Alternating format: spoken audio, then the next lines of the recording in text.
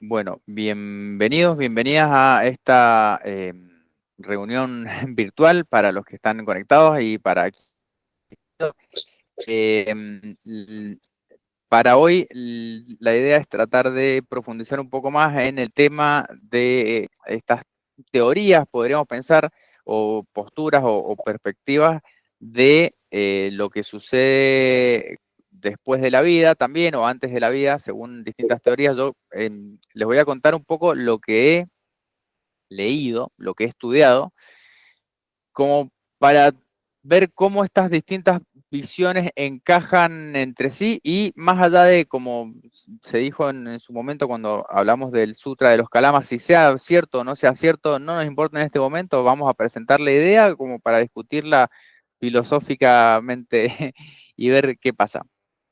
Entonces, respecto a estos textos de este tema, hay dos autores que me parece que son muy interesantes para mencionar. Una es Helen Wambach, que escribió un libro que se llama La vida antes de la vida, y el otro es Michael Newton, que ha publicado dos libros.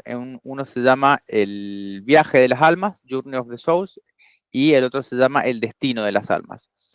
Lo que tienen en común estos dos autores es que los dos son psicólogos o psicoterapeutas que utilizaron el método de la hipnosis regresiva para llevar a sus pacientes a un estado de regresión hipnótica, precisamente al estado antes de nacer, o sea, el estado de los primeros, hace con todo un proceso que va primero a los primeros recuerdos de la infancia, después a los recuerdos dentro del útero, después a los recuerdos antes del proceso de encarnación, y va tomando de distintos pacientes con los que trabajan. No tengo los números, pero son, pongamos, entre los dos suman seguro más de 1000 pacientes.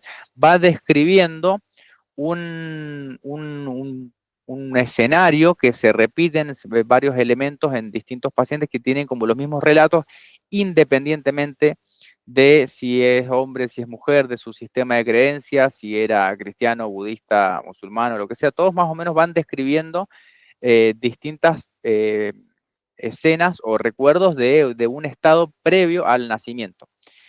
Entonces, esto que describen, de alguna manera encaja con la cosmovisión o la perspectiva, por lo menos que se tiene en estos textos que venimos leyendo del hinduismo y del budismo, de la teoría de la reencarnación. De hecho, hace muchísimos años estudié las teorías de la vida después de la vida, podríamos pensar, según Platón, en la filosofía griega antigua. Él también va describiendo distintos escenarios con toda otra cosmovisión, obviamente, pero esto es un tema que ha estado presente siempre a lo largo de la historia de la humanidad y siempre ha planteado un gran interrogante de, bueno, ¿qué sucede después de morir? ¿A dónde vamos? Y también de dónde venimos, qué pasa antes. Entonces, un poco lo que van planteando estos autores a través de sus investigaciones es este escenario, este mapa, van como describiendo cómo está constituido, podríamos llamarlo el mundo espiritual, es decir, aquel lugar desde donde vienen las almas a encarnar y después al cual retornan después de la encarnación. Y también eh, encaja muy bien o está muy bien descrito, no sé si conocen por ahí, Chico Javier, que es un brasilero que también escribió muchos libros sobre el mundo espiritual, y hay una película que pueden ver, se llama No Solar, donde hay una descripción también de cómo es este estado entre vidas. Entonces, resumiendo un poco, para no entrar en detalle específico de cómo es el paso a paso, pero la idea es que, en primer lugar, después de la muerte, según cada alma tiene una transición, según estos autores, una transición diferente en el momento de la muerte. Hay algunas almas que se quedan más tiempo presenciando la escena, contemplando su cuerpo desencarnado, acompañando a a los que han dejado atrás, a los deudos, como se dice, por ejemplo, a los viudos o viudas también, hasta que en algún momento son acompañados por una suerte de guía espiritual que los lleva de vuelta a a esta otra plano o dimensión de existencia donde hay todo un proceso de evaluación o revisión de la vida que transcurrió, de las experiencias transitadas. Hay a veces un proceso de sanación, de reintegración. Muchas veces hay algunas almas, podríamos decirlo, que tienen como vidas y experiencias muy traumáticas y necesitan todo un periodo como de regeneración. Algunas incluso se quedan mucho tiempo en un estado como intermedio, donde no terminan de desconectarse totalmente del plano de los encarnados, del mundo terrenal, y quedan deambulando durante cierto tiempo, en el cual son respetados por estos guías que acompañan el tiempo que sea necesario hasta que puedan volver a ese origen.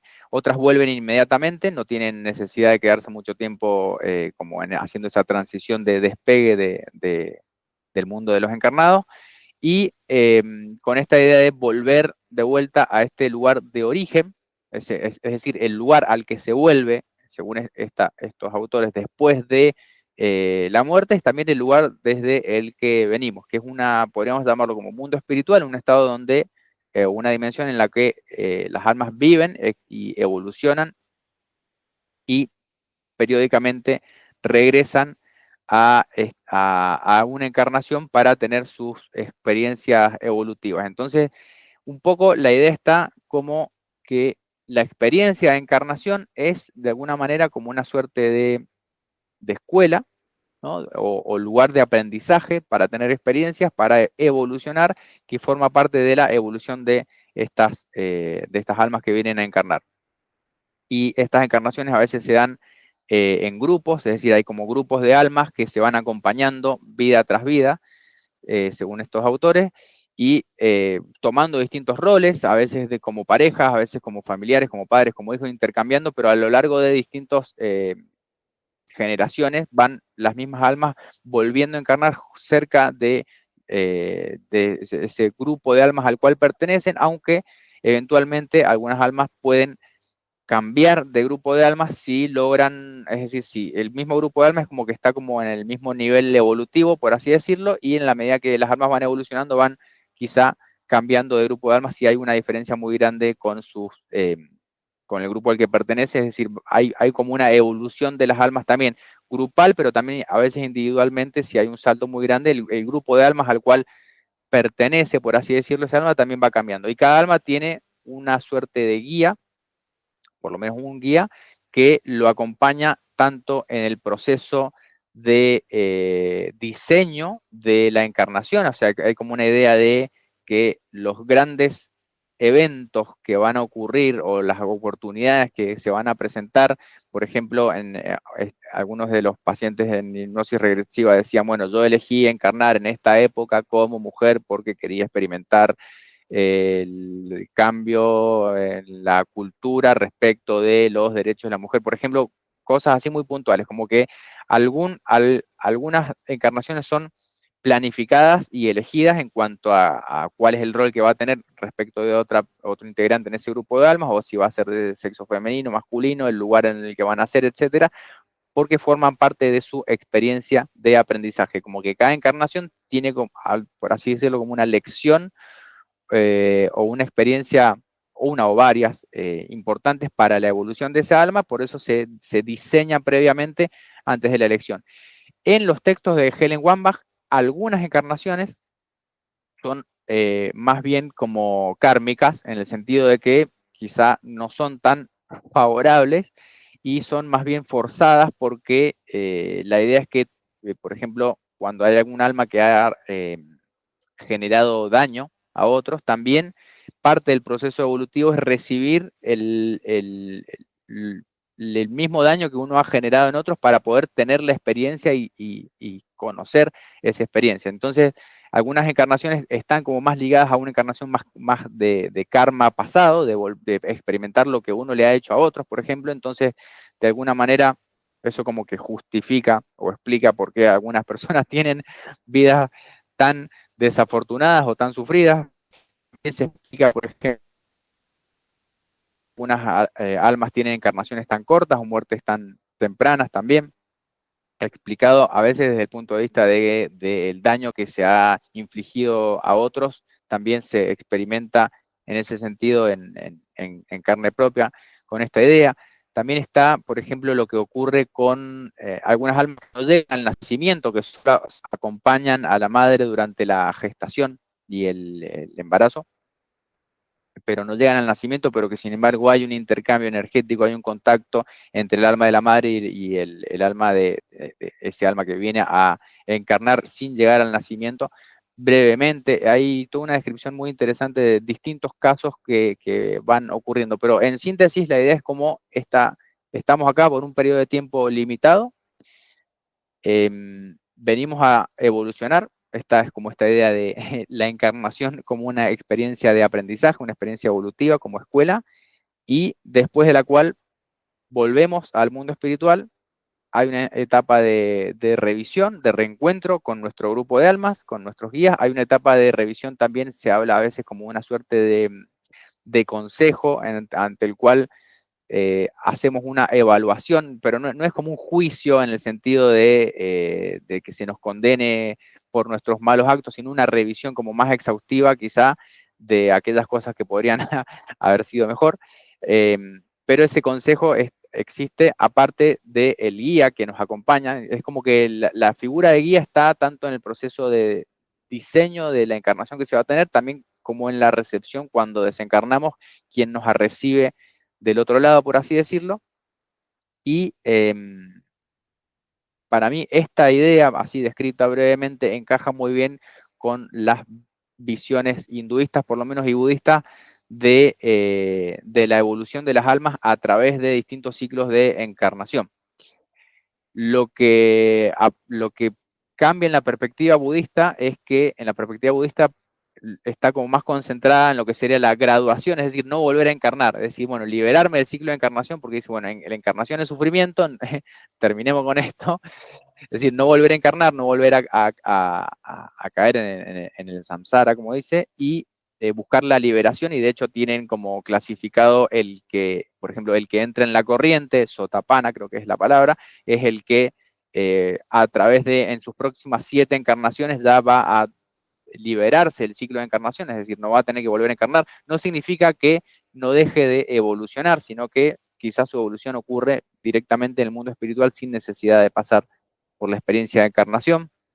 Después está el que vuelve una vez, o sea, el que le queda, además de la presente, una siguiente encarnación, y el que ya no vuelve es el que ya está liberado y está en su última encarnación porque alcanzó un nivel de evolución, de aprendizaje, que ya no necesita volver a encarnar en este mundo. Y también está la figura del Bodhisattva, que es aquel que, aunque ya está liberado del ciclo de encarnación, elige volver a encarnar, volver a tomar cuerpo, volver a tener una experiencia humana para poder acompañar y guiar a otros en este proceso de aprendizaje. Entonces, en ese sentido, la perspectiva budista coincide muy bien con este mundo que describen tanto Wambach como el Dr. Newton. Y un poco tiene que ver también con lo que se presenta en la perspectiva hinduista, si bien en el hinduismo se busca la evolución del alma para la unión con lo divino, por lo menos como veníamos leyendo en el texto del Bhagavad Gita, sí está esta idea de que a través de distintas encarnaciones se puede ir alcanzando esta progresión espiritual. Entonces, volviendo a la idea bueno, si tengo que conocerlas, no tengo que conocerlas, siempre hay un maestro que dice que la más importante es la última, en todo caso, la última que hemos tenido, porque es las lecciones que no aprendimos en nuestro último viaje son las que nos tocan aprender en nuestro presente viaje, sería como esta idea. También este maestro dice que una vez que nosotros cumplimos como con nuestro propósito de encarnación, o sea, aquello para lo cual habíamos encarnado, podemos, sin necesidad de morir y volver a nacer, eh, tomar un nuevo propósito. Hay como una muerte y renacimiento de la identidad del ego en vida y un nuevo propósito que vuelve a aparecer. A veces podemos tener varias transformaciones de estas a lo largo de una misma encarnación. Hay estos conceptos, estas historias que aparecen también, o de personas que simplemente parecen como que no tuvieran ningún por ejemplo, propósito o sentido en la vida, y a veces a través de una experiencia cercana a la muerte, muchas veces traumáticas, entran en contacto con el mundo espiritual y redefinen su propósito de encarnación. Entonces tienen un cambio profundo y se transforman en una persona totalmente diferente porque vuelven a conectar con ese propósito espiritual en este periodo, cuando están en estas experiencias cercanas a la muerte, donde se entra en contacto con el mundo espiritual, pero la persona vuelve, es decir, no termina de morir. Muchas veces relatan también esta idea de ver su vida, encontrarse con sus guías, encontrarse con sus antepasados, con los que han estado ahí, que muchas veces le dicen, bueno, no es tu momento todavía de estar acá, tenés que volver y seguir, aunque a veces la persona no quiera, cuando entra en contacto con el mundo espiritual y quiere volver a ese origen, vuelve a habitar su cuerpo, vuelve a la conciencia y redefinen o rediseñan su vida en función de esas experiencias. Bueno, esas son algunas de las ideas que quería tener, porque lo que habíamos estado hablando en el encuentro anterior era si hay un destino, si hay un propósito, si está todo como predestinado y entonces hay o no libre albedrío, podría ser la pregunta. Para mí, por un lado, tenemos, si nos ponemos desde una perspectiva mecanicista y solamente somos eh, víctimas, por así decirlo, de todos nuestros condicionamientos previos, entonces nunca realmente estamos decidiendo porque solamente estamos reaccionando a nuestros condicionamientos culturales y nuestra programación de nuestra familia y nuestra cultura. Yo no creo que ese sea el caso. Desde la perspectiva de estos autores, de Newton y Wambach, que presentan, tenemos como cierto propósito, pero como yo lo pienso como quien diseña un viaje. Quien se prepara para un viaje a veces sabe a dónde va a ir, sabe dónde va a estar, sabe más o menos las cosas que va a hacer, pero no ha hecho la experiencia. Entonces no es lo mismo preparar el viaje, diseñarlo, decir, bueno, yo sé a dónde voy a ir y más o menos qué voy a hacer, que hacer la experiencia y transitarla, porque la experiencia es transformadora. Entonces el propósito último es la transformación, es el aprendizaje. Estamos durante un cierto periodo de tiempo hasta que nos toque volver y mientras estemos presentes, la idea es tratar de aprovechar esta oportunidad de evolución. Algunas personas uno incluso las ve y sabe que quizás ya llegaron hasta donde podían y no van a evolucionar más de lo que han llegado. O sea, cada persona va a su propio ritmo, no es una carrera. Nunca hay un fin a la evolución en ese sentido, siempre hay cada vez más niveles que se podrían, si lo pensamos en niveles, más aprendizajes, más experiencias que se pueden tener, pero algunas personas quizá cumplen su propósito o llegan hasta donde pueden y ahí quedan, y otros continúan permanentemente hasta el último de sus días, siempre eh, afrontando nuevos, nuevos desafíos y nuevas experiencias de aprendizaje. Pero esa es la idea, como dice un maestro, estamos acá por un tiempo limitado y hasta que nos toque volver, mientras tanto tratemos de disfrutar y aprender. Hemos estado acá, ya se pueda. Eso es como un breve resumen. Yo les recomiendo igual que lean el texto de los libros de Helen Wambach, de Michael Newton, y si pueden, vean la película No Solar de Chico Javier, que hace una descripción bastante atinada de esta dimensión espiritual. Como para considerarlo. Después, eh, hay cosas que no se pueden demostrar a ciencia cierta, como se dice, pero si tenemos en cuenta estos trabajos de investigación recientes, incluso podríamos pensar que algo de verdad hay en ello. También, un comentario más, hay un autor que dice que entre una encarnación y otra, bueno, lo mismo lo tienen en el budismo tibetano, ¿no? Para saber cuándo vuelven a nacer, cuando tienen estas reencarnaciones identificadas, un tulku que le dicen, lo hacen a través de las cartas natales. Entonces se dice que entre una encarnación y otra, uno conserva una carta natal muy similar a la de la encarnación previa. Por eso quizá en la astrología haya algo de información. Yo no soy astrólogo, pero sí sé que se utiliza en el budismo tibetano, por ejemplo, para poder identificar a uno de estos reencarnados, cuando hay un maestro que se sabe que muere, que después de un cierto periodo de tiempo vuelve a encarnar, se utiliza la astrología para determinar si es o no la persona que se dice que ha vuelto a encarnar, como en el caso del Dalai Lama, por ejemplo, que es todo un tema controversial en sí mismo, pero puede haber algo ahí también como para investigar. Bueno, eso es como una breve presentación del tema. Obviamente que lo mejor es leer los textos, pero creo que este resumen da algunas ideas de qué se trata. No sé si hay alguna consulta o comentario por ahí. Bueno, te cuento, ¿cuál era mi inquietud sobre el tema? Si hay un destino diseñado, quiere decir que yo no tengo libertad de elección en esta vida. Era lo que yo veía, es desde mi punto de vista. Y después entendí que hay un amor más grande, llámese Dios, llámese universo, llámese, no quiero entrar en detalles, eh, que diseña algo para nosotros en base a lo que nosotros necesitamos. Y dentro de ese esquema de viaje, como decías vos, que ya está prediseñado, que sería nuestro destino, nosotros elegimos los colores que les ponemos al viaje. Pero el viaje va a ser siempre el mismo, que ya está predeterminado. O sea, entiendo que sí hay un destino, pero nosotros elegimos dentro de ese destino, dentro de ese viaje, cómo vamos ajustando nuestras pequeñas decisiones para avanzar en ese viaje. Si no, considerar que yo tengo la libertad total levanta el ego.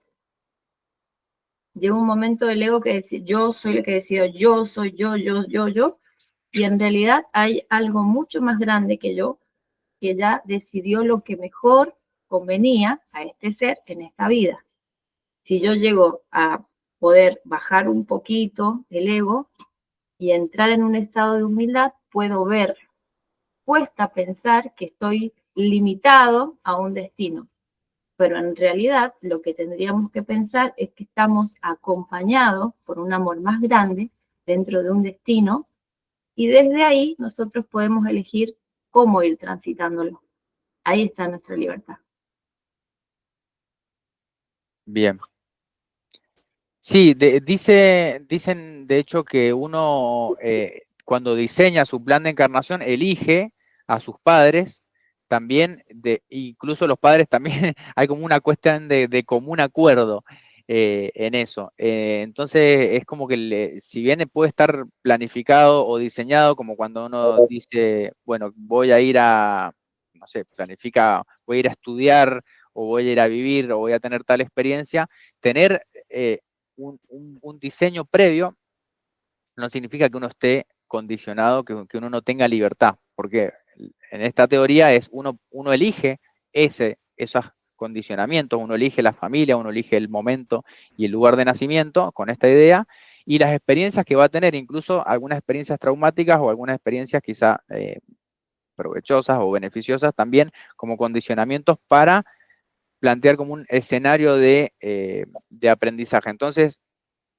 hay una idea de destino, pero también hay una idea de libertad en cuanto a que uno elige ese destino. ¿Se entiende la idea? O sea, también las decisiones que uno tome en el momento de la experiencia y cómo uno toma esas experiencias que quizás ya están prediseñadas, cambia el resultado. Entonces, no es que no es que uno no tenga la libertad de elegir, sino que está más o menos un escenario planteado sobre el cual uno después va teniendo la experiencia, tomando decisiones y luego a partir de ahí van surgiendo otras ramificaciones. Pero a mí me gusta esta idea. O sea, está la idea de que hay veces que uno tiene que pasar por experiencias que son parte de un aprendizaje, aunque no sean muy positivas o agradables, pero sí llevan un aprendizaje, porque en definitiva cuando morimos lo único que nos queda es esto, es el aprendizaje, no nos llevamos ni nuestras posesiones ni nada de lo que adquirimos, así como venimos sin nada, podríamos pensar también así con las manos vacías nos vamos a ir, pero no es vacío solo a nivel del material, sino que espiritualmente sí nos llevamos aprendizaje y eso es como la idea de por qué estamos acá encarnando, según estos autores también, según esta perspectiva. Y en realidad en el diseño de la estructura de lo que veníamos hablando, cuando tenemos esos golpes de sufrimiento, esas caídas, esos pozos, son los disparadores que nos ayudan a conectar con el campo espiritual. A partir de esas experiencias traumáticas, por ahí, experiencias fuertes, que uno a razón diría, no, yo no quiero tener experiencias. Pero cuando uno lo analiza con un poquito más de frialdad, se da cuenta de que son disparadores para tomar conciencia del campo espiritual que está acompañándonos todo el tiempo. Y la objetividad de la vida, el ritmo, no nos deja ver. Entonces, cuando tenemos esos actos traumáticos, de repente frenamos y tomamos conciencia de ese campo espiritual que nos acompaña y podemos hacer saltos cuánticos o no, depende de cada persona, pero son posibilidades. Sí, también está esta idea de que hay como disparadores o pequeñas cosas que nos traen a veces la memoria de cuál es ese diseño previo que tenemos decidido. Por ejemplo, en alguno de los casos, no me acuerdo, creo que es de Wambach, está en el texto de Wambach, está como que un disparador programado, que es esto, va a haber una escena o un momento que puede ser el reflejo del sol en el mar, que nos trae como un recuerdo, como estos déjà vu. A veces uno tiene esas visiones que de repente no sabe por qué, pero como que algo se activa internamente, que sirven para volver a conectar con el propósito de encarnación. A veces puede ser un disparador que nos lleva a encontrarnos con una pareja, que nos lleva a tomar una decisión que cambia el rumbo de nuestra vida, o a veces esos disparadores son experiencias traumáticas, como te decía, puede ser una experiencia cercana a la muerte. Yo conozco muchos casos de personas que tienen accidentes y de repente venían como por un estilo de vida que los llevaba hacia la inconsciencia y la destrucción, y de repente, a través de una experiencia traumática, cambian el rumbo y se transforman, por ejemplo. Entonces, a veces esos activadores o disparadores son sutiles, a veces son bastante concretos, son llamadas de atención bastante fuertes, pero está esta idea de que hay algunos como elementos previos que ya están definidos. A mí me gusta mucho la idea del grupo de almas, como que cuando venimos a encarnar no solamente es nuestro grupo familiar, sino que quizá hay otros como compañeros dentro de ese grupo de almas con quienes nos encontramos y tienen ese efecto transformador que nos vuelven a reorientar en nuestro camino espiritual. Así los veamos quizá muy esporádicamente, sí son bastante fuertes en la influencia que tienen sobre nosotros, porque yo lo percibo así, lo percibo como que hay algunas personas que a veces nos acompañan durante un breve momento en nuestra vida, pero sí ejercen un rol de transformación muy fuerte. Nos dan un empujoncito. Sí. Efectivamente. Nos ponen de vuelta en vereda. Bueno, este es el tema que quería presentar. Seguramente pueden surgir. Yo tengo una duda muy Sí, puntual. decime. Con respecto, no lo había pensado hasta que, bueno, empezamos a leer los textos, con respecto a la elección de tu maestro, el maestro que te va a acompañar en el camino. Porque si uno no lo elige, si uno no tiene un maestro, porque los maestros grandes, como Jesús, María, son maestros guías generales, pero a lo que creo que apunta estas concepciones son a maestros que uno elige más terrenales. Ahí dónde estaría la elección. Bueno, yo creo que uno elige por afinidad. Por ejemplo, cuando yo digo mi maestro es a quien yo sigo actualmente, porque me parece que de ahí puedo beber como una fuente de sabiduría que no se agota, dice que al mundo espiritual no le importan tus creencias, no le importa tu religión, si sos cristiano, taoísta, budista, sufí o lo que sea, sino qué haces con eso. Porque a veces una persona puede decir que es muy religiosa, o que es muy creyente, pero en lo cotidiano, en lo práctico, actuar de una manera poco honorable, podríamos decir. Entonces, más allá del sistema de creencias que uno suscribe o elige, o la identidad que uno asume, es qué es lo que hago con eso, lo importante.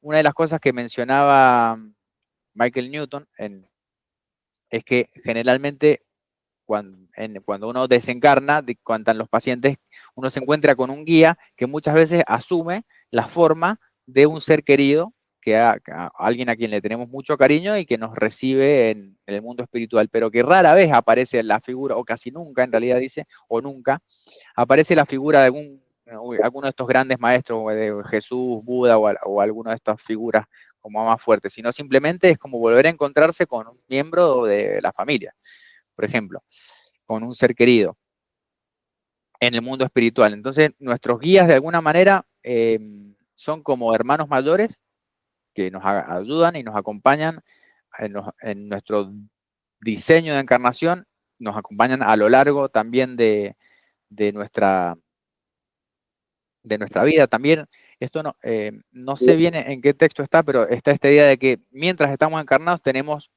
por un lado un guía y un supervisor. Son como dos instancias distintas. El guía está siempre ahí acompañándonos compasivamente, tomemos la decisión que tomemos y un poco nos va orientando. El supervisor es como el que, el que nos pone un poco más de límites respecto de hasta dónde podemos llegar o no. Entonces muchas veces uno siente que las cosas no fluyen por cierto camino, bueno, quizás pues porque estamos alejándonos de ese propósito de encarnación y tenemos que buscar por donde sí es el camino, ¿no? Eh, pero yo creo que en la elección de maestro, yo sigo, uno debería encontrar a lo que le dé más alegría, más goce, más disfrute, porque el camino espiritual debería ser algo que realmente se disfrute y se goce, y no algo de sufrimiento, ¿no? Entonces, eso sería como una recomendación. Después, uno es libre de seguir a quien quiera. Lo que sí hay que tener cuidado a quién uno sigue, porque uno tiende a emular o a imitar aquello que está siguiendo. Entonces, eh, de alguna manera, cuando uno sigue a alguien o a un maestro o maestra, es porque ese maestro o maestra tiene algo que uno le llama la atención, que uno siente que necesita y quiere tenerlo también.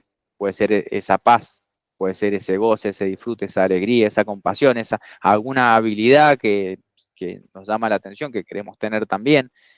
Eh, Me parece que ahí está como un poco la clave de a quién seguir, a quién no seguir también. Porque muchas veces uno sigue a un maestro hasta que de repente dice, bueno, ya tuve suficiente y deja de seguirlo y empieza a tener su propia búsqueda hasta que quizá encuentre otro maestro a quien seguir o quizá no. Hablando de personas encarnadas o hablando de personas que quizás han dejado sus enseñanzas y ya no están vivas, como los grandes maestros estos que mencionás, sobre los cuales se han fundado escuelas de pensamiento y religiones, uno puede seguir también a un maestro, o sea, a las enseñanzas, por ejemplo, como dicen en China, soy seguidor de las enseñanzas de Lao Tse o de Buda o quien sea, eh, y tomar esa fuente de sabiduría y tratar de llevarlo como a la práctica, mientras uno sienta esa afinidad. Muchas veces uno deja de sentir esa afinidad y tiene una transformación interna y siente que está ese entusiasmo, ¿no? Que es ese despertar de ese aspecto divino interno, lo encuentra siguiendo otra corriente y tiene uno que ir buscando para mí ese entusiasmo a donde sea que lo sienta. Claro, esa era mi duda, porque para mí en particular no apunto a los dogmatismos. Entonces, tener un solo maestro para mí es encerrarse en una enseñanza. Considero mejor buscar la parte bella de las enseñanzas de todos los maestros e ir haciendo tu propia recolección de todas esas enseñanzas para vos guiarte en cómo vas construyendo tu propio maestro interior, porque también considero que debes tener un maestro interior que se va construyendo de estos grandes maestros, de estas grandes enseñanzas, pero encerrarse en una, para mí es limitante. Yo nunca por eso me he resistido a tener siempre un maestro y estoy en la búsqueda de saber si eso está bien o está mal, por eso te consulto. Eh, ahí, como lo plantea mi maestro, dice que todos los caminos espirituales es como ir subiendo una vez que uno llega a la cima, puede ver que desde arriba que todos los caminos llevan a la misma cima, pero cuando uno está transitando su propio camino, cree que ese es el camino que va en ascenso y todos los demás quizá o no son para uno o están equivocados. Entonces, dice él que la diferencia entre una persona religiosa y una persona espiritual es que para la persona religiosa, mi lado, mi bando, mi escuela, mi maestro es el que está correcto y todos los demás están equivocados.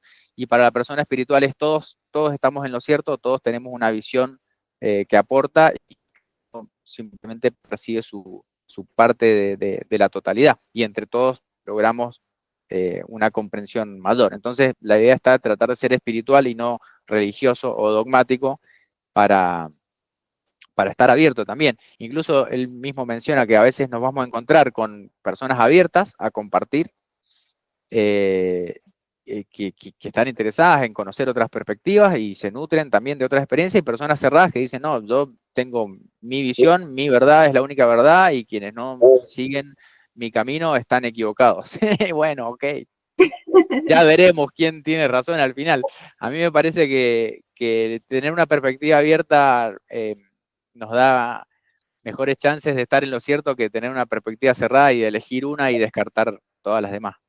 No significa que uno no tenga que elegir una práctica, es decir, más allá de que todos podamos tener una visión parcial de la verdad total, hay que llevarlo a la práctica en concreto. O sea, para mí también como uno transforma la espiritualidad en algo que está activo y que me lleva, ya va a depender de cada uno. Algunas personas lo hacen a través de disciplina, ritual, práctica, por ejemplo, meditación o lo que sea, pero eso me tiene que transformar en cómo me relaciono con el resto de las personas. Yo no puedo decir que estoy súper iluminado si después salgo a la calle y me peleo con todo el mundo.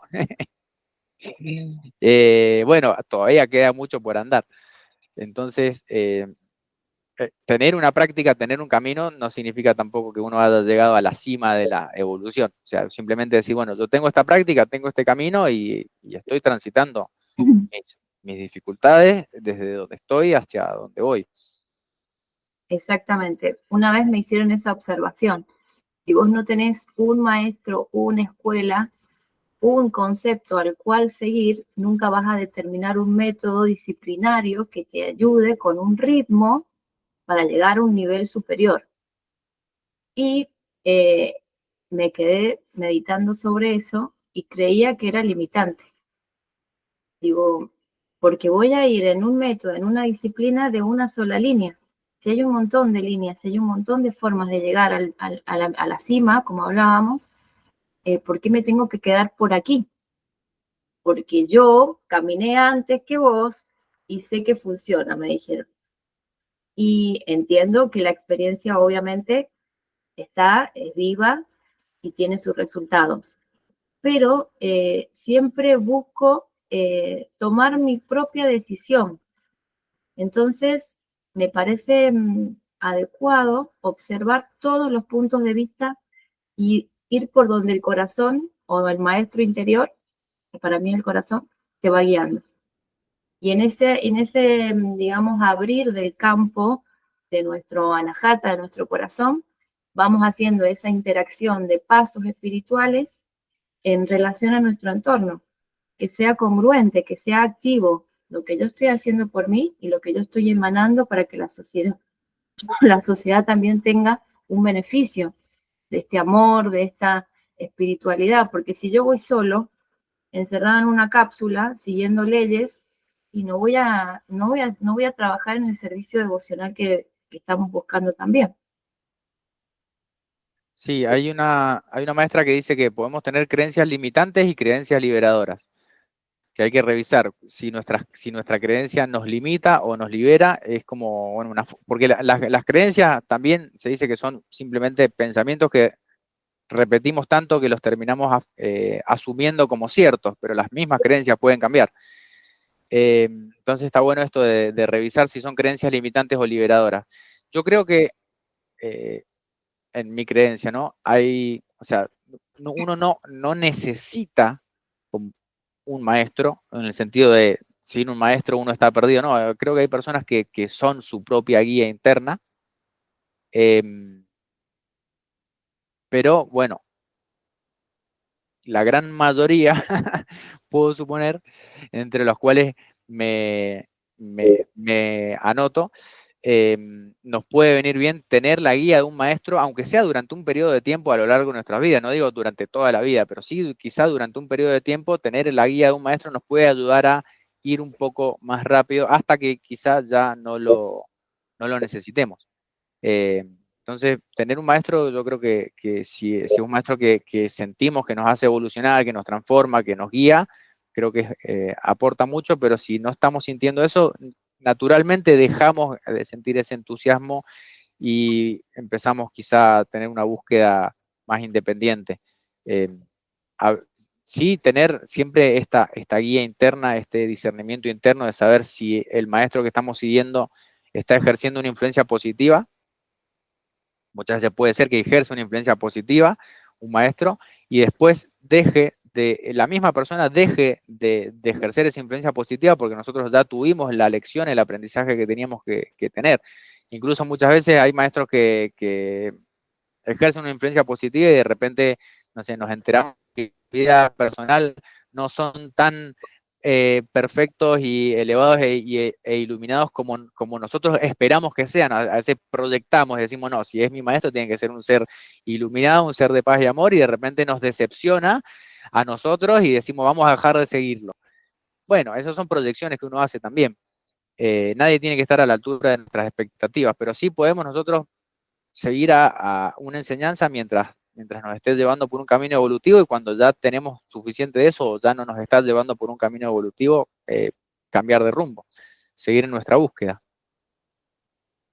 Efectivamente, sí. Al principio creo que necesitamos la guía de un maestro porque el camino espiritual no es algo, mm, es algo complicado y necesitamos un poco de orientación. Y muchas veces son detonantes o empujoncitos que tenemos en la vida los maestros, pero no por eso tenemos que quedarnos ahí apretaditos con ellos, porque ellos llevan su propio camino. Hasta donde ellos han llegado, a nosotros nos sirve, pero además tenemos que liberarnos de lo que ellos ya anduvieron y poder transitarlo personalmente.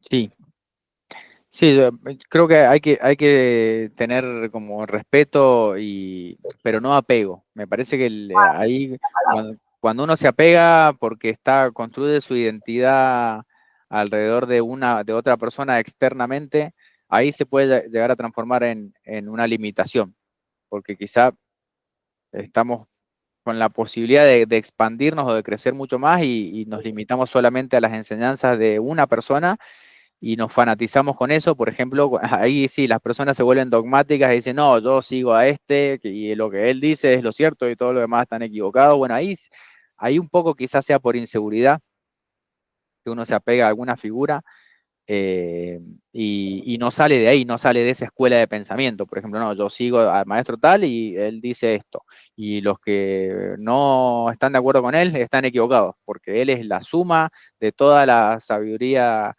del mundo. Bueno, ok, suerte con eso también.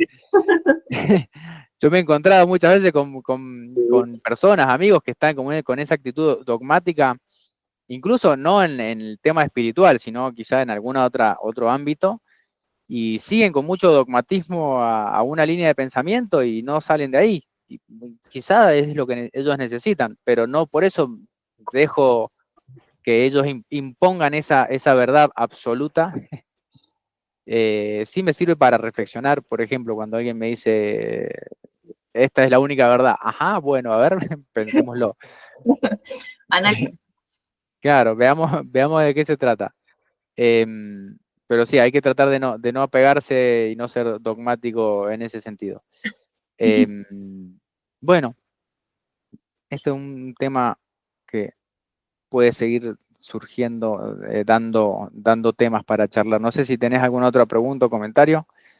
Em, Por el momento ha sido muy linda la charla. a mí me parece muy curioso, un maestro dice que estos guías o hermanos mayores en la dimensión espiritual están buscando de alguna manera ayudarnos a evolucionar para que nosotros tomemos su lugar como guías y ellos puedan a su vez seguir avanzando. Entonces también es como que está esta idea de que uno también, a medida que va como evolucionando, se va transformando en guía de otros y siempre hay como una escalera evolutiva que nunca termina. Te digo la verdad, me pasó terrenalmente, así que considero que es una verdad total. Bueno, Total. tenía yo acá un breve texto para leer, si me permite. Bueno, Dice, los 6 recordamientos. El sutra se llama Mahanama Sutta. La introducción de Bhikkhu Bodhi del libro En Palabras de Buda dice: los 6 recordamientos u objetos de continua meditación son recomendados por el Buda a sus discípulos. El Buda, el Dhamma, el Sangha, la propia conducta virtuosa, la propia generosidad y las deidades. Entonces dice: en una ocasión el bienaventurado estaba morando entre los saquianos, en la arboleda de los banianos, cerca de Kapilavatthu. Entonces el saquiano Mahanama se acercó al bienaventurado, le rindió homenaje y se sentó a su lado y le dijo: venerable señor, ¿cómo mora con frecuencia un noble discípulo que ha alcanzado el fruto y ha comprendido la enseñanza? He aquí, Mahanama, el noble discípulo recuerda al Tathagata así: el bienaventurado es un arhat, perfectamente iluminado, consumado en el conocimiento verdadero y la conducta, afortunado, conocedor del mundo, insuperable, preparador de personas que han de ser amansadas, maestro de los devas y seres humanos, un iluminado, un bendito. Cuando un noble discípulo recuerda al Tathagata, en esta ocasión, su mente no está obsesionada por la codicia, el odio o la falsa ilusión. En esta ocasión, su mente simplemente es recta y afirmada en el Tathagata. Un noble discípulo cuya mente es recta se inspira en el significado, se inspira en el Dhamma y se alegra conectado con el Dhamma. Y cuando está alegre surge el arrobamiento.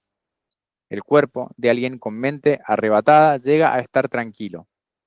Alguien tranquilo en el cuerpo siente placer y la mente de alguien que siente placer llega a estar concentrada.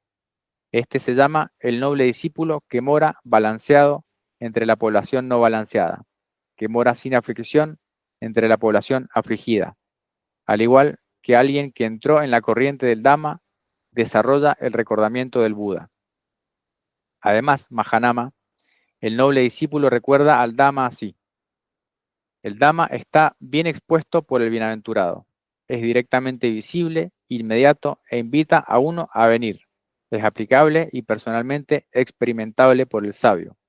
Cuando un noble discípulo recuerda al Dhamma, en esta ocasión su mente no está obsesionada por la codicia, el odio o la falsa ilusión.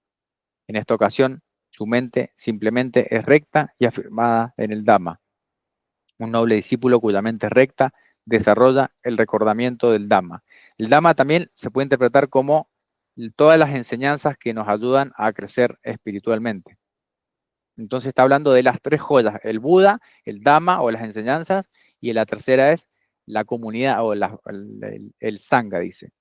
Además, Mahanama, el noble discípulo, recuerda al Sangha así: el Sangha de los discípulos del bienaventurado practica de buena manera, practica de manera recta, practica de manera verdadera, practica de manera apropiada, es decir, los 4 pares de personas, las 8 clases de individuos. Este Sangha de los discípulos del bienaventurado es digno de recibir ofrendas, digno de hospitalidad, digno de donativos, digno de reverenciales saludos y es un inigualable campo de méritos para el mundo. Cuando un noble discípulo recuerda el Sangha, en esta ocasión, su mente no está obsesionada por la codicia, el odio o la falsa ilusión. En esta ocasión, su mente simplemente es recta y afirmada en el Sangha. Un noble discípulo cuya mente es recta desarrolla el recordamiento del Dhamma. Entonces, el Sangha es la comunidad espiritual que nos acompaña en nuestro crecimiento espiritual y pueden ser también en el caso del Sangha budista es la comunidad de monjes, pero pueden ser todas las personas que nos acompañan en nuestro camino espiritual, sobre los cuales podemos, como se dice, refugiarnos. Además, Mahanama, un noble discípulo, recuerda su propia conducta virtuosa como inquebrantable, perfecta, sin mancha, intachable, liberada, alabada por los sabios, no aferrada y que conduce a la concentración. Cuando un noble discípulo recuerda su propia conducta virtuosa, en esta ocasión, su mente no está obsesionada por la codicia, el odio o la falsa ilusión. En esta ocasión, su mente simplemente es recta y afirmada en su propia conducta virtuosa.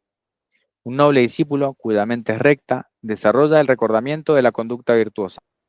Además, Mahanama, el noble discípulo, recuerda su propia generosidad así. Para mí, es una buena fortuna y ganancia que, en medio de esta población obsesionada por la mancha de la avaricia, permanezca con la mente libre de la mancha de la avaricia, deleitándome en el renunciamiento, dedicado a la caridad, deleitándome en dar y compartir. Cuando un noble discípulo recuerda su propia generosidad, en esta ocasión, su mente no está obsesionada por la codicia, el odio o la falsa ilusión.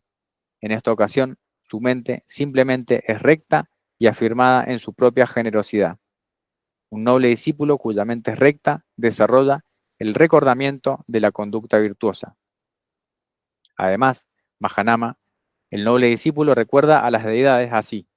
He aquí los devas de los 4 grandes reyes, devas de Tabatimsa, devas de Yama, devas de Tusita, devas que se deleitan en la creación, devas que controlan lo que ha sido creado por otros, devas de la compañía del Brahma y devas aún más altos que estos. Yo también tengo esa fe que tenían aquellas deidades, razón por la cual, cuando fallecieron allí, renacieron allá. Yo también tengo esa conducta virtuosa, ese aprendizaje, esa generosidad, esa sabiduría que tenían aquellas deidades, razón por la cual, cuando fallecieron allí, renacieron allá.